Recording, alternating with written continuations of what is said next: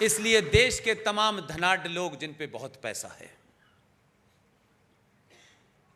वो अब जम्मू कश्मीर वैसे ही जाएं जैसे शिमला में जाकर के आप फैक्ट्री लगाते हैं।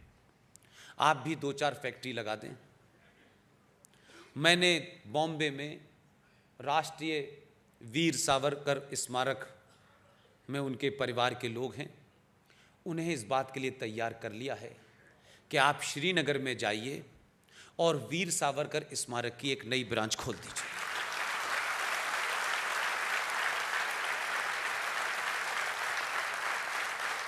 और वीर सावरकर की जब वहां ब्रांच खुलेगी, उनका साहित्य पढ़ाया जाएगा, तो यकीन मानिए वहां शिवाजी पैदा होंगे, बुरहान वानी नहीं पैदा होगा। और मैं क्यों कह रहा हूं कि शिवाजी पैदा होंगे? अगर शिवाजी का यह इतिहास आपको पढ़ाया जाता, पूना में शायद वो दिवस मनाया जाता है।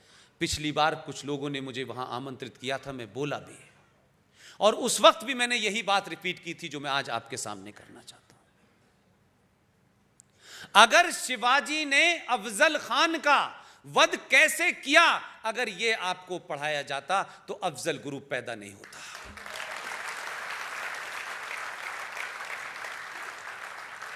इसलिए मैंने कहा है उन लोगों से कि आप वीर सावरकर पैदा हो न हो, वीर सावरकर का इतिहास जो लोग भी राष्ट्रवादी ताकतें हैं वहां पढ़ाएं। वहां न दुजाना पैदा होने वाला है और न अफजल गुरु पैदा होने वाला है। अब संकट सबसे बड़ा यह है, मैंने इसीलिए कहा कि समाज अगर सही मायने में बदल जाए, थोड़ा सा भी बदल जाए, तो सत्ता दौड़ दौड़ के काम करती है। वो ये नहीं पूछते अरे भाई हमारे पास तो राज्यसभा में हमारे पास बहुमत नहीं है, ये तो नहीं हो सकता। भाई आपका दबाव था कि राज्यसभा में भी खेल कर दिया दोनों ने। भारत के इतिहास में पहली सरकार है कि जिस सरकार के पास जिस सदन में बहुमत नहीं था, उस सदन में ही पहले पास करके दिखा दिया। यह आपका दबाव है। मैं फिर कह रहा हूं, जितना दबाव बनाएंगे दिमाग तेज चलेगा। आप ही का दबाव है। जो भाषा ये देश 70 साल से सुनना चाहता था, वो सड़क पे भी सुन रहा है और संसद में भी सुन रहा है। तकलीफ जिन लोगों के है, जिन लोगों ने आज शाहीन बाग, लखनऊ के घंटाघर, अलीगढ़, रामपुर में जहां जहां सड़कों पे लोग बैठे हैं, वो सड़कों पे ही बैठेंगे। उन्होंने सही पहचान कर ली है अपनी। इसलिए यह देश अब किसी माई के लाल से डर के नहीं चलेगा। अगर इस देश को कुछ लोग अपनी गिनती और सड़कों पे खड़े होकर के कत्लो गारत करके डराने की कोशिश कर रहे हैं, तो उन्हें ध्यान रखें। हमारे एक पूर्वज हैं, उन पूर्वज का नाम है भगवान परशुराम।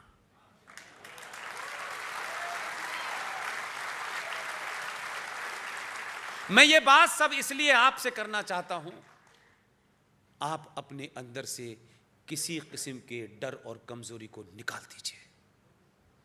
आप क्या हैं इसका जिस दिन भी एहसास हो गया, आपको इस देश में न AK-47 उठानी है, न कोई तलवार उठानी है, न चाकू उठाना है। आप अपने इतिहास को जान करके सही मायने में आप सनातनी हो जाइए। जरा से सनातनी क्या हुए हैं, लोग आपको डरा रहे हैं।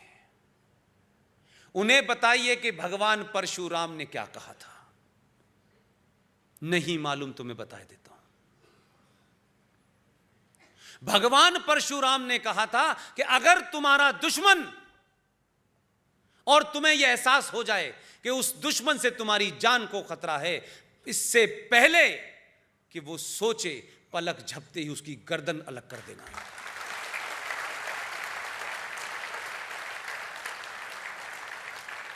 ये खामोश समाज को, जो सभ्य समाज है, ये सबसे आखिरी हथियार है। हमें मजबूर मत करो, इतनी गाली मत दो कि हम पूरा देश मोदी और अमित शाह हो जाए।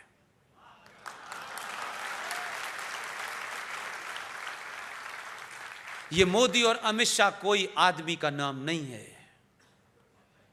ये कोई आदमी नहीं है। ये 1000 साल तक हिंदुओं के साथ होने वाले अत्याचार की, इस 1000 साल तक आपको डराया धमकाया गया है। क्या क्या इतिहास में हुआ है मैं जानना नहीं चाहता। आज के भारत के 90 करोड़ हिंदुओं की एक खुटी है जिस पे उन्होंने इस सब को लटका दिया है। उस खुटी का नाम है नरेंद्र मोदी। उनको लगता है कि आज इतने सालों के बाद सब कुछ अब इसी को करना है, हमने सब कुछ ठेका इसी को दे दिया है। हम सभ्यता के साथ रहना चाहते हैं, लेकिन अब किसी गलत फहमी में भारत नहीं रहना चाहता और ना ही रहना चाहिए। आप अपने बच्चों को मिनरल वाटर पिलाते हैं, उन्हें पॉल्यूटेड हवा ना मिले एक विशेष किस्म का एसी भी खरीदते हैं। इतना सब कुछ बचाने वाले परिवार के लोग, हमारे माता पिता, कभी ये नहीं सोचते कि जाने से पहले हम कौन सा भारत इनको दे के जाना चाहते हैं। हम दो, हमारे दो आपने आत्मसात कर लिया है, लेकिन ये पंचर जोड़ने वालों की भीड़ जिस दिन खड़ी होगी, ये भूखे नंगे लोग जिस वक्त हमला करेंगे, कोई पुलिस आपको नहीं बचा सकती। ये कानून, ये पुलिस, ये आर्मी, ये व्यवस्था, ये जितनी चीजें हैं, ये एक आदर्श समाज के लिए हैं। लेकिन जब समाज भीड़तंत्र में तब्दील हो जाए और फैसले सड़कों पे तय करने लगे कि हम संसद नहीं मानेंगे, हम सुप्रीम कोर्ट नहीं मानेंगे, और नारों के अंदर इस स्पीचों में यह कहा जाने लगे कि हमने अपने बच्चों को लोरियां नहीं सिखाई हैं, हमने अपने बच्चों को ट्विंकल ट्विंकल लिटिल स्टार नहीं सुनाया है। आपका विरोध सीएए के ऊपर जायज है या नाजायज है, यह बहस का मुद्दा नहीं है। आपको विरोध करने का अधिकार है, इसमें भी कोई बात नहीं है, लेकिन आप उस विरोध की आड़ में अगर ये नारा लगा रहे हैं कि हमने अपने बच्चों को करबला में कैसे शहादत दी जाती है यह सिखाया है, तो जिन्हें करबला के बारे में पता नहीं है, मैं उनसे पूछना चाहता हूं, थोड़ी शर्म करो। करबला में तुमने प्रॉफिट मोहम्मद के नवासों को कलमा पढ़ पढ़ के मारा है, उनके खानदान को तबाह किया है तुमने, और सच जानना चाहते हो, करबला में जब तुम मार रहे थे तो वहां कोई रामलाल श्यामलाल नहीं था, ना आरएसएस की ब्रांच थी, ना विश्व हिंदू परिषद की ब्रांच थी। तुम आयतों का और कलमों का और कुरान का सहारा लेकर के अपने ही भाइयों को मार रहे थे, और वो तमाम लोग चिल्ला चिल्ला के कह रहे थे कि है कोई हमें बचाने वाला जो हमारी आवाज सुने। इतिहास को सही तरह पढ़िए, मेरे हक में है या किसके हक में है, इस तरीके से इतिहास मत पढ़िए। मेरे खिलाफ भी है तब भी उसे पढ़िए। यह आवाज हिंदुस्तान पहुंची और हिंदुस्तान से सनातनी हिंदू ब्राह्मणों की फौज वहां गई। जब तक पहुंचे तब तक मोहम्मद साहब के खानदान के तमाम लोगों को मारा जा चुका था। आपको पता है उन्हें क्या कहते हैं? वो जीवित लोग आज भारत में हैं। भारत के अंदर उन्हें हुसैनी ब्राह्मण कहा जाता है। आज भी वो लोग जीवित हैं, उनकी नस्लें जीवित हैं। तो हमें मत बताओ कि करबला में क्या हुआ था। तुमने अपना करबला में क्या किरदार था कि तुम शैतान के साथ खड़े थे, इंसाफ के साथ नहीं खड़े थे। और तुम अगर ये कहते हो कि जो हश्र हिटलर का हुआ था वही होगा, तो माफ करना, ये कहने में अच्छा लगता है, तय करो कि अब किसका हाल क्या होने वाला है। ये जो युवा पीढ़ी है सनातनी, ये जो बच्चे बच्चियां हैं 20 साल के, 21 साल के, 22 साल के, इनको हमारे बुजुर्गों ने और हमारी पीढ़ी ने इनको सच बात नहीं बताई। इनको हमेशा रियलिटी से दूर रखने की कोशिश की, ताकि इनको सच्चाई पता चल जाएगी तो कहीं ये फंस ना जाएं, किसी वजह से कोई इनको कंफ्यूजन ना हो जाए और ये किसी गड़बड़ में ना चले जाएं। हमने झूठ बोला इसलिए, लेकिन हो उल्टा रहा है। आपने सच बात नहीं बताई,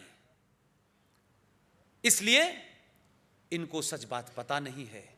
इसलिए बहुत सारे बच्चे बिना जाने, बिना सच को समझे, बिना उस इतिहास को जाने लव जिहाद के शिकार हो रहे हैं।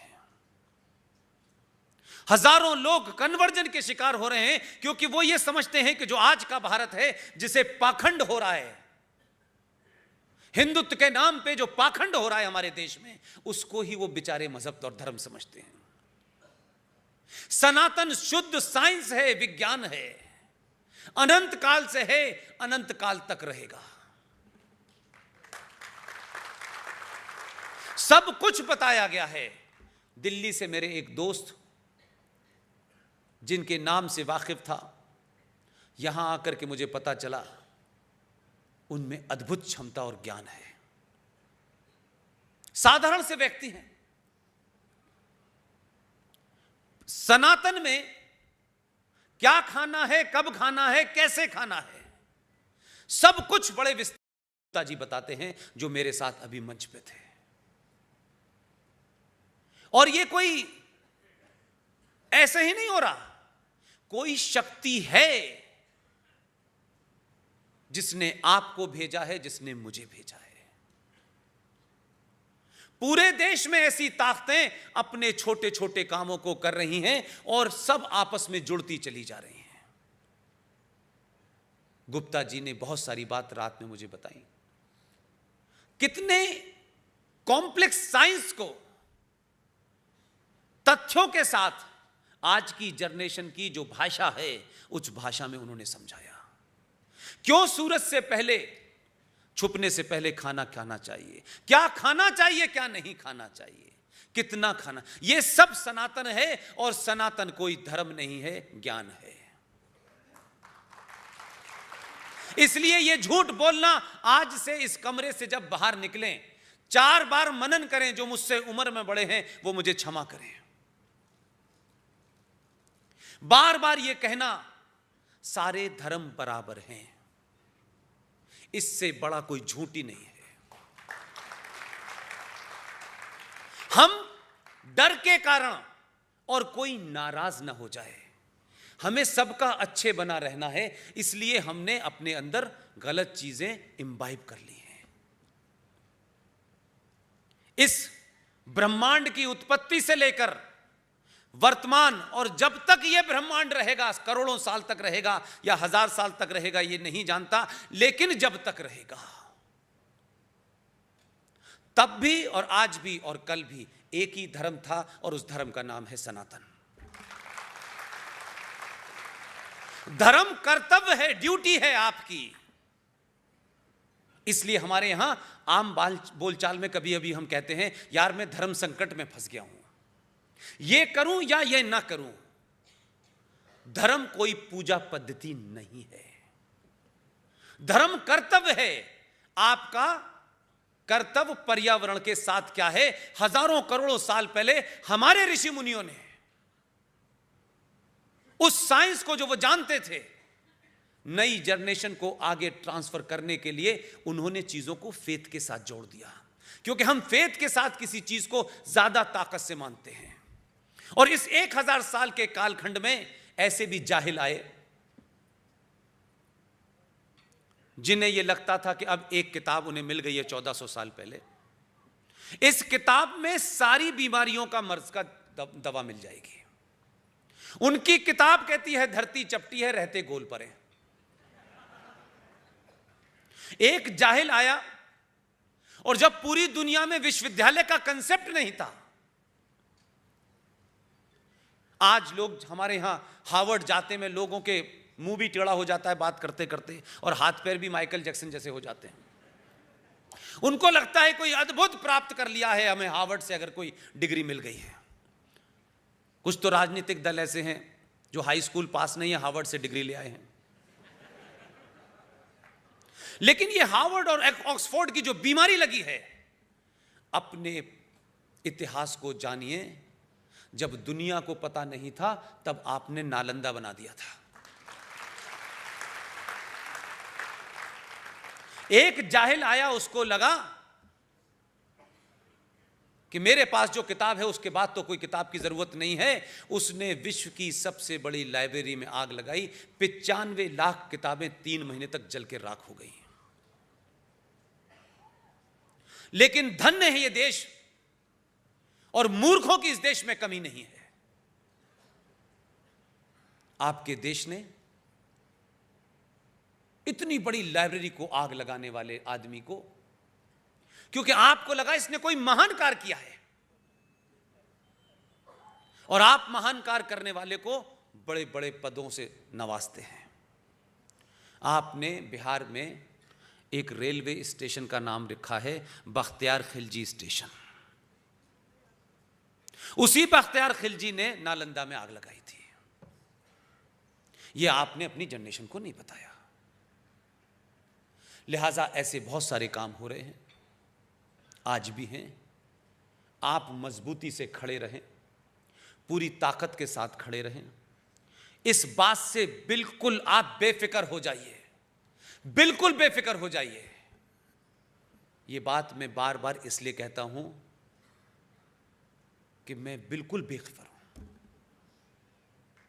आप अपने मन में, फिर मैंने कहा, इस गलतफहमी में मत चले जाइएगा कि मेरा किसी राजनीतिक दल, किसी विचारधारा से कोई संबंध है। मेरे मूल में न कोई पार्टी है, न कोई विचारधारा है। मेरे मूल में और मेरे साथ में देश भर में जो लोग काम कर रहे हैं, उनके मूल में, सेंटर में सिर्फ राष्ट्र है, उसके अलावा कुछ भी नहीं है। यह तो हो सकता है रेफरेंसेस के लिए इस 70 साल में अगर कोई बहादुर आदमी है तो हमें उसकी तारीफ करने में यह कोताही नहीं करनी चाहिए कि यार ये पूरी आस्तीन का कुर्ता क्यों नहीं पहने हैं। वो आधी आस्तीन का पहने हैं, कुर्ता पहने हैं, जैकेट पहने हैं, मुझे उसमें कोई इंटरेस्ट नहीं है, क्योंकि इसी किस्म के कपड़े पहनने से आपने एक आदमी को यहां गुलाब का फूल लगा दिया और कहा ये चाचा नेहरू हैं, क्योंकि वो अच्छे से कपड़े पहनते थे, गुलाब लगाते थे। ये गुलाब लगाता नहीं है, ये गुलाब की खेती करता है। इसलिए कपड़ों पे मत जाइए, भाषा पे मत जाइए, शक्ल में मत जाइए। आप इस बात पे जाइए कि ये किस पार्टी का था, किस पार्टी का नहीं था, लेकिन इस आदमी ने जो काम किए हैं वो राष्ट्र को बचाने के लिए किए हैं, देश चलाने के लिए नहीं किए हैं। और जब भी ये एहसास होगा मुझे, ये लगेगा मुझे राष्ट्र बचाने से ज्यादा कुछ और चीजों को बचाने की तरजीह दी जा रही है, यही माइक होगा, यही डाइस होगा, यही पुष्पेन अगर जीवित रहा, उसी ताकत से विरोध भी करूंगा। इसलिए यह वक्त बहुत नाजुक है। यह देश सिविल वॉर की तरफ बढ़ रहा है। खुल के ताकतें अपना एजेंडा बता रही हैं। आपको लगता हो कि किसी तरीके से कुछ इधर उधर रंग वंग कर दो, कुछ पीला कर दो, कुछ ऐसा कर दो, इससे बात खत्म होने वाली नहीं है। अगर भारत इस्लामिक आतंकवाद से ग्रस्त है तो सबको कहना चाहिए कि इस इस्लामिक आतंकवाद को नष्ट करो। जो यह कहता है कि इस्लामिक आतंकवाद को नहीं नष्ट करेंगे, उसे भी आतंकवादी मानो और खत्म करो। 70 साल हो गए ये सुनते सुनते। इस बीमारी का अगर पता लग गया है, और बीमारी भी पता लग गई है और सही डॉक्टर भी मिल गया है, तो इसकी सर्जरी अब हो जानी चाहिए। इसको जितना प्रोलॉन्ग करेंगे ये कई लोगों को बीमार करेंगे। सर्जरी में तकलीफ होती है, मरीज चिल्लाता है। अभी तो डॉक्टर ने उस मरीज को ऑपरेशन थिएटर में ले गया है, तब लोग सड़क पे बैठ गए। अभी कई सारी सर्जरी होनी है और मरीज को पूरा यकीन है कि बचूंगा नहीं इस बार। इसलिए यह CAA का विरोध नहीं है। बेचारे बहुत, जिसे कहते हैं ना कि बड़े मासूम से लोग, भोले भाले लोग रोज समझाते हैं ये CAA तुम्हारे लिए नहीं है। वो कहते हैं नहीं हमारे लिए है। वो बार बार समझाता है कि तुम्हारे लिए नहीं है। वो कहते हैं कि इसको आपने गलत समझा है। बोले हमने इसको सही समझा है। वो क्लेम कर रहे हैं कि 1400 साल में पहली बार हमने कोई चीज सही समझी है। देश में कौन सी ट्रैफिक लाइट पे रुकना है ये पता नहीं है उनको, लेकिन CAA में कहां रुकना है ये पता चल गया उनको। लिहाजा CAA समस्या नहीं है। समस्या यह है कि डॉक्टर को बीमारी का पता लग गया है। इसलिए CAA के बाद बहुत यकीन दिला रहा है, और जो 14 में था वो तो थोड़ा सुन भी रहा है आजकल कि नहीं है तुम्हारे लिए नहीं है, 2-3 बार कह के खत्म कर दिया है। और ये बार बार कहते नहीं हमारी नागरिकता छीनने वाली है, ये छीन लेंगे, ये छीन लेंगे। जो दूसरा वाला है वो कहता है अभी छीनने वाला लाऊंगा, अभी ले नहीं। अच्छा खासा ये देने वाली है कि नहीं छीनने वाली है कि नहीं, छीनने वाला अभी आएगा। ये इसी डर से परेशान है कि इसे डरा नहीं पा रहे, और ये डर नहीं रहा इसलिए इस बात की इसको चिंता नहीं है कि मेरी सरकार चली जाएगी। उसको इस बात का ज्यादा यकीन है कि सरकार इस मुद्दे पे गई तो 303 नहीं 304 हो जाएंगे। जिसको गलतफहमी है सरकार गिराना है, गिराओ एक बार। यह सरकार गिराने का खेल बहुत पुराना हो गया है। 2020 में प्याज के भाव महंगे करने से सरकार नहीं गिरने वाली, एक आध आदमी तो गिर जाएगा। यही बदलाव है सनातन का। इस कैलेंडर की भूमिका को समझिए। यह सिर्फ एक कैलेंडर नहीं है, यह एक आंदोलन है। यह आंदोलन जब आपके घर में यह कैलेंडर टंगा हुआ होगा, क्या आप लोगों ने कोई इंतजाम किया है कि कोई लेना चाहे तो मिल जाए बाहर? आप सब लोग इसे एक ऐसा कार्य समझ के, यह कोई कॉमर्शियल एक्टिविटी नहीं है, यह किंगफिशर का कैलेंडर नहीं है। यह कैलेंडर जब आपके घर में होगा तो आप अपने बच्चों को सही ज्ञान देंगे और बताएंगे कि प्लेनेट का मूवमेंट कब क्यों कैसे होता है। और जब 12 साल में होता है प्लेनेट का मूवमेंट, उस मूवमेंट की वजह से जमीन पे होने वाले पानी को कैसे वो पूरी रेज उसको प्योरीफाई कर देती हैं। हमारे हजारों साल पुराने ऋषि मुनियों को पता था, इसीलिए प्रयाग में नहान होता है। अब लोगों को समझ में आ रहा है कि प्रयाग में ये साधु नहाने आते हैं, ये देश में जो लोग नहाने आते हैं, ये कुंभ क्या है। कुछ मूर्ख समझते थे कि कुंभ 1947 से शुरू हुआ है। इसलिए इस बार उत्तर प्रदेश की सरकार ने एक वेबसाइट इंट्रोड्यूस की, और वो वेबसाइट देश के दुनिया भर के लोगों ने मिलकर उसको बनाया है। बनाने वाले हमारे दोस्त हैं, बनारस में रहते हैं। उस वेबसाइट में पूरे तौर से ये साबित किया गया है कि ये जो कुंभ का स्नान है ये साइंटिफिक है, ये कोई पूजा वूजा का नहीं है। और ये हुआ तो 26 करोड़ लोगों ने पिछली बार डुबकी लगाई है। जब प्रयागराज जाकर के 26 करोड़ लोगों ने गंगा में डुबकी लगाई, तब लोगों को पता नहीं चला कि ये डुबकी लगाने वाले बटन कहां दबाएंगे। नहा धो के गए, गलत जगह उन्होंने बटन दबा दिया। इसलिए बदलाव बहुत छोटा सा होता है, उसका इंपैक्ट बहुत बड़ा होता है। ये कैलेंडर आप अपने बच्चों को जब समझाएंगे तो उनको अपने इतिहास पे गर्व होगा। और आज डिजिटल मीडिया के माध्यम से, सोशल मीडिया के माध्यम से आप अपनी बात दुनिया के किसी भी कोने में पहुंचा सकते हैं। जो लोग पढ़ते हैं, लिखते हैं, उनकी एक बहुत बड़ी तादाद खड़ी हो रही है। और इन विषयों के ऊपर देश भर में जो लोग भी बोल रहे हैं, इतने प्रबुद्ध लोग, समाज के इतने गणमान्य लोग, इतनी बड़ी संख्या में अगर किसी ऐसी बात को सुनने आते हैं, किसी ऐसे मूवमेंट से हैं, तो ये इस बदलाव का जीता जागता उदाहरण है। जो इसको नहीं देख पा रहे हैं, मैं हर मीटिंग में कहता हूं, शाहीन बाग वालों, ये बदलाव बहुत दूर है, अभी बदलाव की शुरुआत हुई है। ये सुनामी बनेगा तो कोई शाहीन बाग नजर नहीं आएगा। वक्त रहते अपनी सोच बदल लो और परमानेंट बदल लो। झूठी मक्कारी वाली मत बदलना जो मौलाना आजाद ने बदली थी। इस बार देश का बंटवारा नहीं होगा। इस बार भारत की धरती पे कोई दूसरा कश्मीर नहीं बनेगा। जो कुछ हो रहा है ये बुझते हुए चिराग की आखिरी लौ है।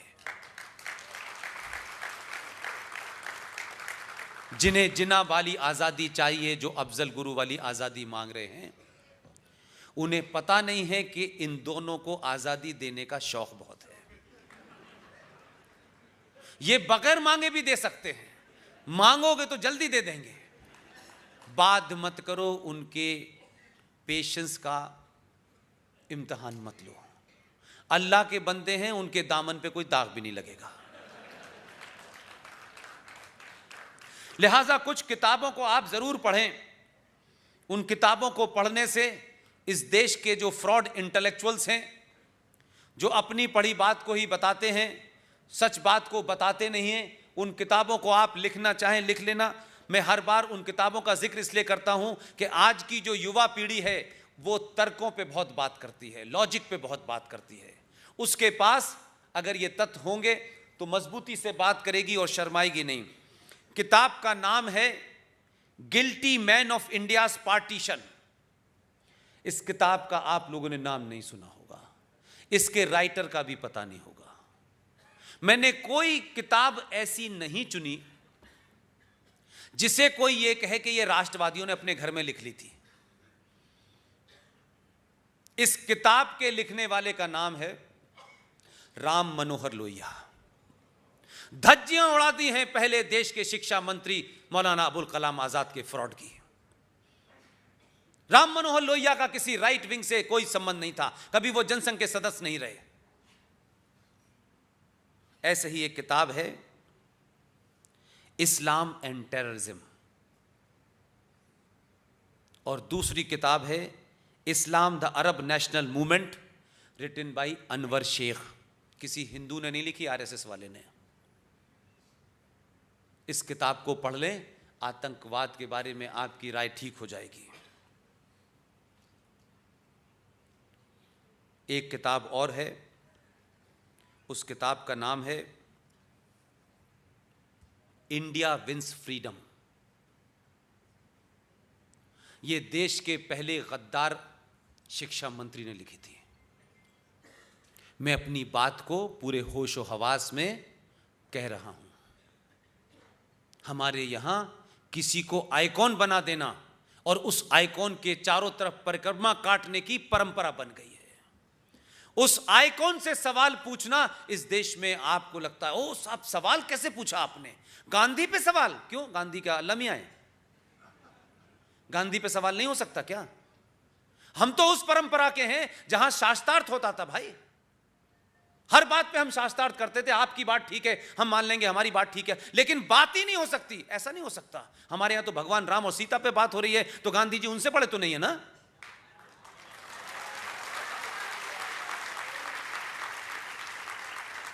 India wins freedom written by Maulana Azad himself. Oriental publication ने यह किताब छापी और मौलाना आजाद, जिनकी मौत शायद 58 में हुई है, उनके अंदर जो इतने महान आदमी थे, बड़ी बड़ी तकरीरें कर रहे थे मुसलमानों से, मेरे भाई मुसलमानों वहां पाकिस्तान मत बनाओ, जो कुछ चाहते हो यही मिल जाएगा। 70 साल के बाद वही हो रहा है। उसी किताब के अंदर वो किताब लिखी, वो किताब मार्केट में आई, आप सब ने वो किताब पढ़ी होगी अगर बहुत सारे मेरे बुजुर्ग हैं। लेकिन मरने से वक्त जो कुछ वो कहना चाहते थे, बताना चाहते थे, उस मक्कार और लालची मौलाना अबुल कलाम आजाद में इतने गट्स नहीं थे अपने जीते जी ये बात कह पाता। ये देश का पहला ऐसा शिक्षा मंत्री था। जब पैदा हुए मक्का के अंदर तो उनकी मां ने उनका नाम फिरोज बख्त रखा। जवान हो गए तो उनका नाम मुइनुद्दीन हो गया। राजनीति में आए तो अबुल कलाम हो गया, और राजनीति में एक विशेष राजनीति करनी थी तो मौलाना अबुल कलाम हो गए। इंडिया विंस फ्रीडम लिखने के बाद अपनी मौत से पहले अपनी वसीयत लिखी उन्होंने, अपनी विल लिखी उन्होंने, और विल में यह लिखा कि मेरे मरने के बाद ये 30 पन्ने, 30 पेजेस, 30 सफ़े मैं लिख के जा रहा हूं, मेरी किताब के साथ छपवा देना 30 साल बाद। उन्हें पता था कि अगर मैंने बता दिया बहुत लोग मेरी कब्र खोद डालेंगे। 1998 में सुप्रीम कोर्ट में मुकदमा चला के ये पन्ने छापे जाएं नहीं छापे जाएं। ओरिएंटल स्वान पब्लिकेशन मुकदमा जीत गया। सुप्रीम कोर्ट ने उन पन्नों को छापने की परमिशन दे दी। वो किताब का नया एडिशन आया, नाम वही था India wins freedom, written by Maulana Abul Kalam Azad. उसमें 30 पन्ने थे। लेकिन आपको दाद देनी होगी दरबारियों की, उस पार्टी के लोगों की दाद देनी होगी आपको। गजम मिशन के लोग हैं। किताब आई, मार्केट से गायब हो गई, मिल नहीं रही। लेकिन मेरी भी ट्रेनिंग वहां हुई है जहां किताब सबसे पहले मिल जाती है। मेरे पास वो किताब है, 30 पन्नों को मैंने पढ़ लिया है। उस 30 पन्नों का जिस्ट ये है, मौलाना आजाद अपने जीते जी नहीं कह सकता था ये मक्कार आदमी, क्योंकि सत्ता पे भी बैठ करके आज के हिंदुस्तान को, जो आप सूरत देख रहे हैं शाहीन बाग में, इन लोगों को बचाना था। उसने लिखा है, Jinnah was right, Nehru was wrong. It was Nehru who want partition, not Jinnah. यह देश उस आदमी की बनाई शिक्षा को 70 साल से पढ़ रहा है। उसी आदमी ने नूरुल इस्लाम अलीगढ़ मुस्लिम यूनिवर्सिटी के प्रोफेसर इरफान हबीब रोमिला थापर ऐसे जोकरों को चुना। उन्होंने भारत का इतिहास लिखा है। उस इतिहास में क्या क्या लिखा है वो आप सबने पढ़ा है। इसलिए महाराणा प्रताप महान नहीं है, अकबर महान है।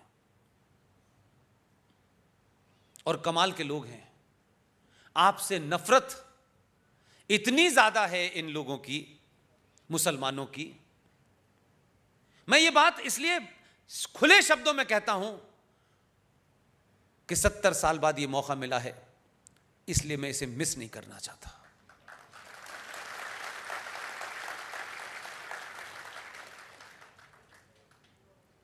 क्या आप सोचिए कि वो ये कहते हैं कि ये जो कमेटियां बनाई गई थी, मुसलमानों को अकबर द ग्रेट को ग्रेट कहने की प्लेजर क्या है, ये बताएं मुझे। ये समझ में आया कभी आपकी कि नहीं आया? अगर आज के दौर में कोई, आज के दौर में अकबर जैसा कोई आ जाए और ये वो कहे, जो इस्लाम का मानने वाला हो, जो मोहम्मद साहब को मानता हो, कुरान को मानता हो, यकायक एक दिन कहे कि इधर रख दो साइड में, मैं आज से एक नया धर्म शुरू कर रहा हूं, उस मजहब का नाम है दीन इलाही। मुझे सच बताइएगा आज का मुसलमान उसके साथ क्या करता? क्या उसे ग्रेट कहता है जिसने इस्लाम को रख दिया किनारे और एक नया मजहब शुरू किया, कहा दीन इलाही? लेकिन सैडिस्ट प्लेजर दूसरी है मुसलमानों की। अकबर के घर में एक हिंदू महिला उसकी बीवी थी, वो अकबर के घर में थी। यह सैडिस्ट प्लेजर है। जिस अकबर को नॉर्मल सर्कमस्टांसेस में कभी बड़ा नहीं कह सकते थे, वो अकबर द ग्रेट है जिसने इस्लाम को किनारे करके एक धर्म चलाया, वो धर्म भी समाप्त हो गया। इसलिए महाराणा प्रताप ग्रेट नहीं होंगे। इसलिए आजाद भारत में एक फिल्म बनी मुगले आजम। ऐसा लग रहा था कि जने कौन महान आत्माओं को ग्लोरीफाई किया जा रहा है। इसलिए हमारे देश में हर आदमी ने इस देश की संस्कृति सभ्यता को चोट पहुंचाने वाली ताकतों को कैसे मजबूत और ग्लोरीफाई किया। इतिहास क्या लिखा, फिल्में क्या बनी, कैसे डायलॉग बने, किस तरीके की चीज़ें बाहर निकल के आई, क्या दिल्ली यूनिवर्सिटी में पढ़ाया जा रहा है, क्या बीएचयू में पढ़ाया जा रहा है, कैसे दिल्ली के अंदर कई सारी यूनिवर्सिटी जो है रातों रात देश विरोधी हो जाए। ये तमाम सारी चीज़ें एक एजेंडे के तहत चली है। मैं इस बात से खुश हूं, मैं उस नामर्दूद, बेहया, बदतमीज, उस रेपिस्ट, उस लूटर का नाम नहीं लेना चाहता जिसके नाम से आपका शहर जाना जाता है। मैं उसका भी नाम नहीं लेता, उसके शहर में जाता हूं और जहां वो रहता है वहीं पर जाके सभा करता हूं। वो जो एक जोकर है, छोटे भाई का पजामा बड़े भाई का कुर्ता पहने घूमता है, जिसे लोग कहते हैं कि वहां रहता है, जो आजकल हिंदुओं को और सनातनों को एक बात बता रहा है कि मैं कौन हूं, चिल्ला चिल्ला के कहता है कि 800 साल हमारे पूर्वजों ने हिंदुओं तुम्हारे ऊपर हुकूमत की है। मुझे लगा कम से कम एक सही आदमी है जो सोए हुए हिंदू को मैं नहीं बता पा रहा, वो बता रहा है। अब बार बार 800 साल का हवाला है, 800 साल का, लेकिन ये 800 साल का हवाला उसे सिर्फ 6 साल में ही देना पड़ रहा है। अभी तो 6 साल हुए हैं, 800 साल तो बहुत दूर है। 806 साल के अंदर तुम्हें अपने पूर्वजों का भी ध्यान आ गया। सनातनियों को बार बार मत बताओ कि तुमने कितने साल हमारे ऊपर जुल्म जाती की है। अभी तो सनातनियों में सिर्फ 5% लोगों ने सनातन होने की कसम खाई है। अगर ये पूरा राष्ट्र सनातनी हो गया, 800 साल इतिहास में 8 मिनट के बराबर लगेंगे, ध्यान रखना। उस शहर का भी नाम नहीं लेता मैं। इसलिए सरकार वही करती है जो समाज चाहता है। आप चाहिए तो आप उसकी चाहत तो पैदा करिए अपने अंदर। गूगल ने अभय मराठेची का लोहा मान लिया। देश की एक विदेशी कंपनी वोडाफोन ने कहा, यस, हम आपको बिल और आपका चेक आपकी सत्सम्मत से बने हुए कैलेंडर की डेट से एक्सेप्ट करेंगे। अगर इस उम्र में यह शख्स वोडाफोन को नाकों चने चबवा सकता है, गूगल के अंदर इस कैलेंडर को उन्होंने कहा है इनसे, हम तैयार हैं, आपके लोग इस्तेमाल करेंगे तो हम तैयार हो जाएंगे। 130 करोड़ में से 90 करोड़ लोग सिर्फ इस बात के लिए मांग करें ताकि उससे सोच पैदा हो, दुनिया को पता चले सनातन के लोग वापस लौट रहे हैं। इसीलिए पूरा यूरोप, पूरी दुनिया आपके बारे में जो राय बना रही है वो आपको गलतफहमी है कि इन दो लोगों की वजह से बना रही है। ये उसके एक अंश हैं। बार बार पूरा यूरोप कहता है 21वीं सदी भारत की होगी। ऐसे ही नहीं कह रहा है, 21वीं सदी भारत की होगी। जो लोग कह रहे हैं उन्होंने आपकी सदी होने से पहले आपके हाथ में एक छोटा सा हथियार पकड़ा दिया है। इस क्रांति ने अभय मराठे जी जैसे लोगों के काम की तारीफ न्यूयॉर्क तक पहुंचा दी है। मेरे और आपके बीच में आप सिर्फ मुझे प्रत्यक्ष रूप से आज मेरा हाव भाव देख रहे होंगे, सब कुछ आप मेरी बात पहले सुन चुके हैं, फ्री में सुन चुके हैं, दुनिया भर में सुन चुके हैं। उसी संचार क्रांति के कारण मेरे और आपके बीच आज ये रिश्ता है कि आप मुझ जैसे आदमी को पिछले 2 घंटे से लगातार सुन रहे हैं। इतनी देर तक तो कोई हिंदुस्तान में किसी हीरो की फिल्म भी शांति से नहीं देखता। ये जो कुछ भी इज्जत आपने मुझे बख्शी है, इस हॉल के बाहर देश भर में जो लोग 10-12 लोगों को सुन रहे हैं, वो सिर्फ इसलिए सुन रहे हैं कि वो अपने मन की बात नहीं कह रहे, इस समाज के मन में जो छुपा हुआ है उसकी बात कह रहे हैं। यह बात अलग है कि इस देश में कई प्रधानमंत्री आए, उनकी हालत ऐसी थी कि वो बेचारे अपनी मन की बात कभी कह नहीं पाए। ये अपनी मन की बात हर महीने बता देता है, करने से पहले इशारों में बता देता है। अब आपकी समझ में नहीं आ रहा तो उसमें उसकी गलती नहीं है। उसने लाल किले से अपना भाषण दिया, कहने का अंदाज उसका बहुत खूबसूरत है। उसने उस दिन यह बात कही कि हमें एक ऐसा समाज बनाना चाहिए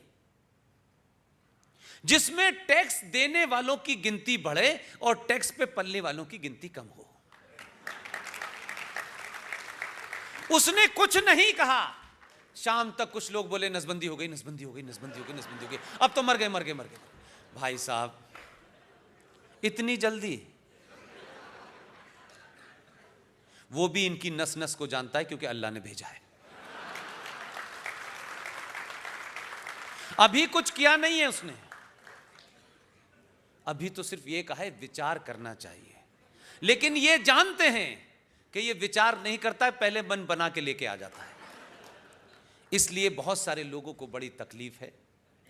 आप यकीन मानिए, अपने भरोसों को, जो भरोसा आपने देश में दिया है, अगर इस भरोसे में 2-4 काम हमारे कम भी होते हैं तब भी कोई गम नहीं। मेरा काम, अपना काम, इस कास्ट का, उस कास्ट का, ये तो हजारों साल से चल रहा था। इसलिए इस स्थिति को ऐसा बना के जाएं कि हमारे आगे आने वाले लोग 100 साल तक ऐसे लोगों के अलावा दूसरों को न चुने। लोग रंग बदल के आएंगे, कुछ डायलॉग भी बदलेंगे।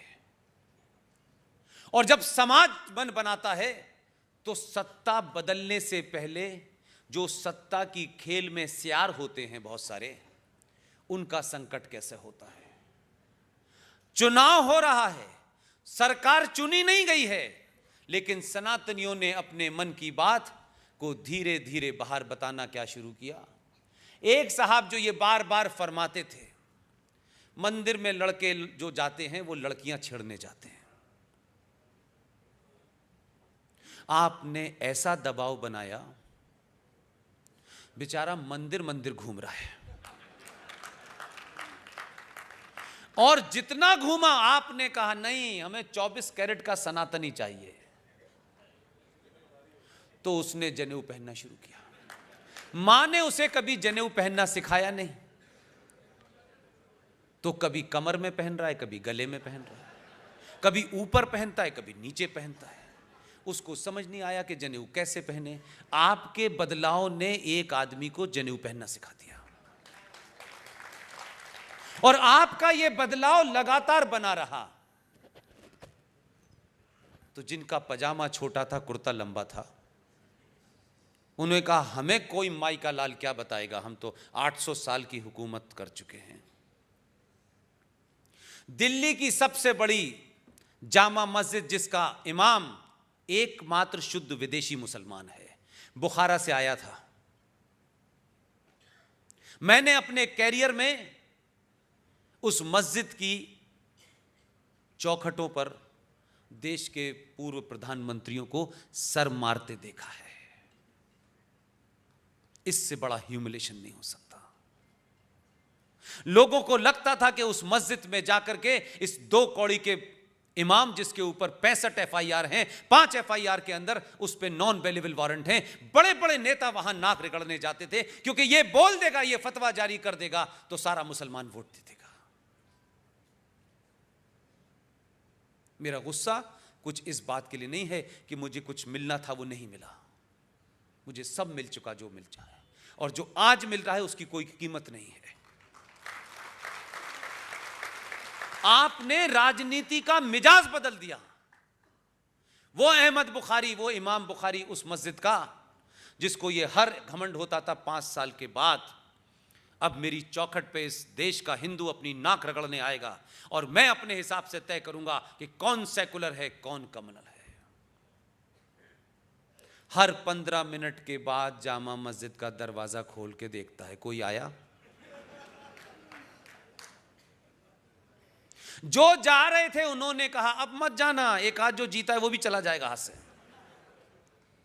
और जिनको कभी आदत नहीं थी जाने की वो गए नहीं। बेरोजगार कर दिया एक साथ आपने 2 लोगों को। सोच ऐसे बदलती है, समाज की ताकत का अंदाजा ऐसा होता है कि जो बात आप लोग आपको सीरियस नहीं लेते थे, बात बात में आपको डराते थे, आज वो सिर्फ 2 लोगों से डरे हुए हैं। इसलिए मेरी आप सबसे विनती है, मैं अपनी ताकत में यहां से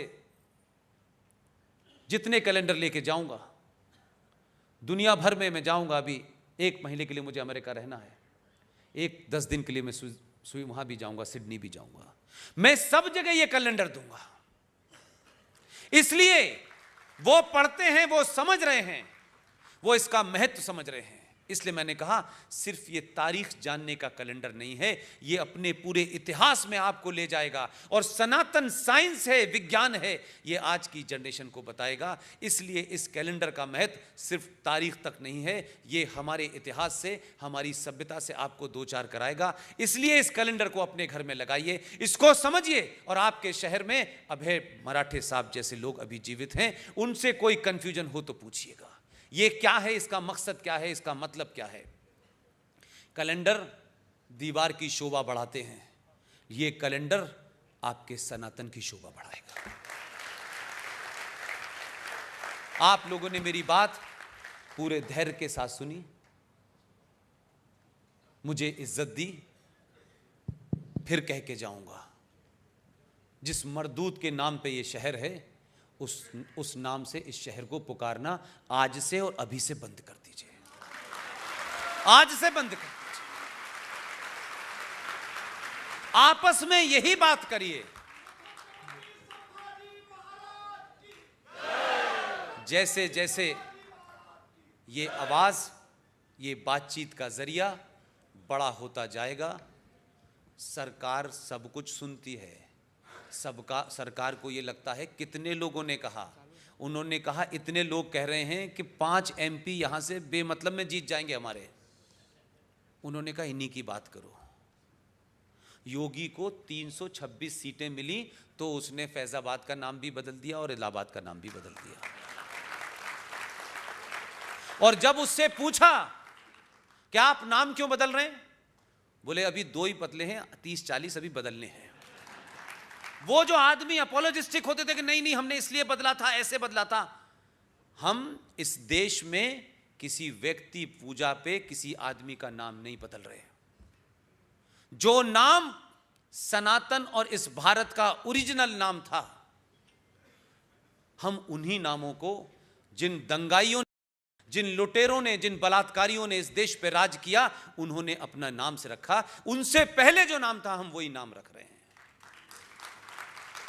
इसलिए जब नाम बदलता है तो हवाएं बदलने लगती हैं, नाम बदलता है तो अंदाज बदल जाता है। इसीलिए अयोध्या में दुनिया की सबसे बड़ी दीपावली होती है। ऐसे नहीं हो रही थी, लोग वही थे, सत्ता वही थी, सब कुछ था, लेकिन दीपावली का पर्व कभी ऐसा नहीं था। और जब आप बदलते हैं और प्रयागराज होने लगता है और फैजाबाद से अयोध्या होने लगता है, 370 हटता है, 35 हटती है, तो सुप्रीम कोर्ट को भी अंदाजा हो जाता है। जो सुप्रीम कोर्ट 150 साल से फैसला नहीं दे पा रही थी, 10 साल से जिन्होंने बेंच नहीं सुप्रीम कोर्ट में बनाई थी, उनको 2014 से 19 तक तो लगा कि शायद थोड़ी देर के लिए हवाई है, निकल जाएगी, बड़े तर्क दिए। और सुप्रीम कोर्ट के चीफ जस्टिस तो पत्रकारों से फील्ड में कुर्सी डाल करके न्याय मांग रहे थे। यह सरकार हमारे ऊपर अत्याचार कर रही है। उन्हें भी अंदाजा था कि 19 नहीं पैदा होने वाला। आप लोगों ने 14 को 19 में और मजबूत कर दिया। आपकी मजबूती के कारण सुप्रीम कोर्ट को एहसास हो गया, रिटायरमेंट के बाद इन्हीं के बीच में रहना है। आपने उनसे नहीं कहा फैसला दो। जब आप चिल्ला रहे थे तो उनके पास समय नहीं था। आपने सत्ता बदलने से पहले समाज का मिजाज बदल दिया। सुप्रीम कोर्ट के जजेस चिल्ला, नहीं हम 40 दिन में देने वाले हैं फैसला, 40 दिन में देंगे हम। कोई पूछ नहीं रहा, भैया दे दो ना फैसला। 40 दिन के बाद ऐसा फैसला लिख के गए हैं कि उन्होंने दोनों पार्टियों को संतुष्ट कर दिया है। एक पार्टी थी जो ये कहती थी भगवान श्री राम का यहां जन्म हुआ है, यहीं मंदिर बनेगा। लेकिन एक दूसरी पार्टी थी, उसमें लिबरल मौजूद थे, उसमें वामपंथी मौजूद थे, और हमारे हिंदू समाज के तथाकथित वो लोग जिन्हें यह लगता है कि समाज में उनकी बड़ी अच्छी रेपुटेशन है, कहीं कोई ऐसी बात ना कहें जिससे उनकी रेपुटेशन को असर पड़ जाए। आपकी रेपुटेशन जरूरी है, देश की रेपुटेशन जरूरी है। आपकी रेपुटेशन का क्या मतलब है भाई? कौन है आप? आप इंडिविजुअल होंगे, लेकिन आपकी रेपुटेशन बनी रहे इसलिए आप झूठ बोलना चाहते हैं। इसलिए हुआ क्या, जब यह बदला तो सुप्रीम कोर्ट के उस फैसले से पहले बड़े सारे ऐसे फ्रॉड टाइप के pseudo secular so called intellectual इस देश में, वो ये कहते थे कि देखिए साहब, मंदिर मस्जिद के झगड़े की बात हो रही है, यहां पे टॉयलेट बनवा दीजिए जिसका सब प्रयोग करें। ये बात उन लिबरल से जाके नहीं कहा कि मक्का में भी एक टॉयलेट बनवा दें उसको हटा करके, जिसका सब इस्तेमाल करें। लेकिन भगवान राम के पैदा होने की जगह में लिबरलों का यह कहना कि यहां एक टॉयलेट बन जाए, यहां एक हॉस्पिटल बन जाए, यह कहने की हिम्मत इसलिए है कि आप कभी प्रतिकार नहीं करते। कहने जाकर के मक्का के अंदर तो बहुत कुछ नहीं है, उस मक्का के उस जगह को हटाएं, उस काबे को हटाएं और वहां पर एक हॉस्पिटल बनाते हैं। लेकिन सुप्रीम कोर्ट का जो फैसला है वो इसलिए ऐसा है, उनको यह समझ में आ गया सरकार तो 5 साल रहेगी, लेकिन यह समाज कई साल तक रहना है। अगले बार भी कोई और आने वाला है। इनसे मिलता जुलता है जिसकी आजकल होम मिनिस्ट्री के तौर पर ट्रेनिंग चल रही है। यह वाला ज्यादा खतरनाक है। 19 के बाद 24 में ये आया, 24 तक तो फिर हम प्रेस कॉन्फ्रेंस भी करने लायक नहीं रहेंगे। उन्होंने देश के दोनों वर्गों की मांग पूरी कर दी। फैसला दिया कि सारे साक्ष्य बताते हैं कि यहां मंदिर था, मंदिर है और यहां मंदिर ही रहेगा। और दूसरा वर्ग जो था उनसे कहा आपको 5 एकड़ हमने दे दी है, अब वहां आप अंतरराष्ट्रीय टॉयलेट बनाएं, इस्लामिक हॉस्पिटल बनाएं, जो दिल चाहे बनाएं, यहां मंदिर था मंदिर बनेगा। यह फैसला इससे पहले कभी इतिहास में देखा था, यह फैसला इसलिए आया है कि आप बदल गए हैं। इसलिए जब सुप्रीम कोर्ट का यह फैसला आया तो उन्होंने कहा यह सौहार्द के लिए है। मैं भी मानता हूं कि सुप्रीम कोर्ट को सौहार्द की चिंता करनी चाहिए। कम से कम पहली बार सुप्रीम कोर्ट ने 90 करोड़ लोगों की तरफ देख करके सौहार्द की बात की है। लेकिन मेरी सुप्रीम कोर्ट से दूसरी गुजारिश है, जो मैं अलग अलग अपनी भाषा में कह रहा हूं। इस देश ने राम मंदिर के सिलसिले में जो फैसला आया, यह बात अलग है कि वो सीए के बहाने से दर्द बाहर निकल रहा है, लेकिन फैसला आया इस देश में एक कंकड़ किसी ने नहीं फेंका, या यह कहें फेंकने की हिम्मत नहीं हुई। और यह सौहार्द जो बना हुआ है, अगर सुप्रीम कोर्ट भारत के सौहार्द के प्रति चिंतित है, तो देश में सौहार्द की पहली मिसाल है। एक पावरफुल सत्ता में लोग बैठे हुए लोग हैं, देश में कोई हलचल नहीं हो रही है। सुप्रीम कोर्ट में काम करने वाले लोगों, जजों के नाम से जाने वाले लोगों, मैं मानता हूं यह सौहार्द परमानेंट बरकरार कर दो और अगले 6 महीने में यह डेट दो कि हम 6 महीने तक सुनवाई करेंगे, मथुरा और काशी का भी फैसला दे दो, ताकि इस देश में सौहार्द हमेशा के लिए हो जाए। ये बार बार सौहार्द बिगाड़ने वाली ताकतों के लिए कुछ मामले पेंडिंग मत रखो, अभी कर दो, सौहार्द भी रहेगा। जो सौहार्द को बिगाड़ेगा उसे लोग बिगाड़ देंगे। आप लोगों ने मेरी बात सुनी, धैर्य के साथ सुनी, इतनी बड़ी तादाद में आप लोग आए। इस कैलेंडर के माध्यम से अभय जी ने, उनकी पूरी टीम ने पिछले 1 महीने से जो इस प्रोग्राम को कामयाब बनाने की मुहिम चलाई, वो सफल हुआ। मैं भी नहीं जानता था कि इतनी बड़ी ताकत में लोग होंगे। अभय जी और आपको और आपकी टीम को और इस शहर के तमाम गणमान्य लोग, वो बुज़ुर्ग लोग जो मुझसे उम्र में बड़े हैं, जो मेरे बराबर के हैं, मुझसे छोटे हैं, लेकिन मुझे इतना बुज़ुर्ग मत समझिए कि मेरे बाल सफ़ेद, धूप में ज़्यादा हुए सफ़ेद, इसलिए ये मत समझिए कि मैं बहुत बुज़ुर्ग हूँ। मेरा सिर्फ इतना ही कहना है, मेरी कोई बात आपके मन को अगर लगी हो, आप उसे तथ्यों पे सही समझते हो, तो मैं आपसे गुजारिश करता हूं इस सच को आप दोबारा से रेफरेंस के साथ रीचेक करें। आपकी पूरी आपको छूट है, लेकिन सच हो तो जिनके पास समय कम है, जो बोनस पे चल रहे हैं, वो सच बात बताएं। उन बच्चों को जो आपके घर में हैं और जो माताएं हैं, उनको मेरी विशेष किस्म की रिक्वेस्ट है। दुनिया में जिस समाज में महिला सशक्त नहीं होती, जिस समाज में महिला को रोना पड़े, वो समझिए समाज कभी तरक्की नहीं कर सकता। महिला का किसी तरीके का भी उत्पीड़न किसी भी समाज में होना दुर्भाग्य है। वो सभ्यताएं, वो तहजीबें नष्ट हो गई। और महिलाओं से मेरी गुजारिश है कि आप खूबसूरती का अर्थ, कि खूबसूरत कौन है अगर इसमें चुनना है, तो जरूरी नहीं है कि खूबसूरती का अर्थ वो जो कपूर खानदान की बहू है वो नहीं है। खूबसूरती का अर्थ जीजाबाई भी है। खूबसूरती का अर्थ रानी लक्ष्मीबाई भी है। अगर जीजाबाई न होती, शिवाजी न होते। आप तैमूर को जनने वाली माताओं जैसी खूबसूरत मत बनिए, आप शिवाजी जैसी जनने वाली माताएं बनिए।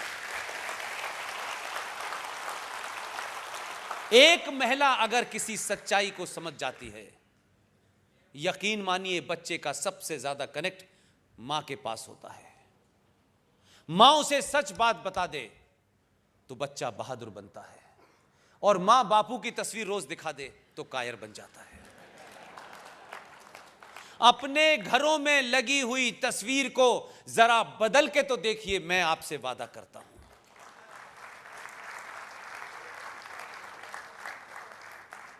गुरु गोविंद सिंह की तस्वीर लगाइए, सुभाष की लगाइए, सावरकर की लगाइए, शिवाजी की लगाइए, आपके घर का माहौल बदल जाएगा। वो बच्चा बार बार पूछेगा, आप बाध्य होंगी, सुभाष चंद्र बोस कौन थे? आपके घर में तस्वीर जिसकी लगी हुई है, ना उसका कोई इतिहास है। आप कैलेंडर की तरह बदल देते हैं। ये कैलेंडर बदलने के लिए नहीं है, ये एक आंदोलन है। इस कैलेंडर को लगाइएगा, ईमानदारी से अपने बच्चे को बताइएगा। इतिहास और समाज बदलने के लिए थोड़ा वक्त जरूर लगता है, लेकिन उसके लिए कोई हथियार उठाना नहीं पड़ता। हथियारों से जिनको लड़ना है वो बॉर्डर पे खड़े हुए हैं, उनको पता है कब गोली चलानी है। ये बात अलग है कि 70 साल की सरकारों ने उन्हें इतना बौना बना दिया था कि गुलामों के गुलाम वो उन पे पत्थर मार रहे थे। और आखिरी बात सिर्फ इतनी कहनी है कि जो आपको सिर्फ अपनी स्पीचेस से डराते हैं, डायलॉग से डराते हैं, आपको डराते हैं, आप जरा सीना तान के खड़े होकर कहिएगा, तुम्हारे बाप दादाओं ने,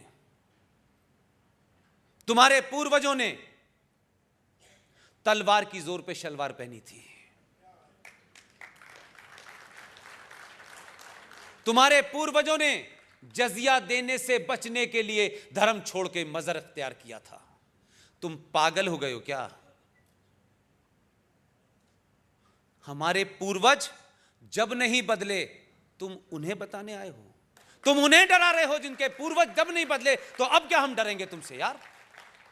हम चुप हैं इसलिए कि हम समझते हैं कि अक्सर सड़क पे कुछ कुत्ते भौंकते रहते हैं।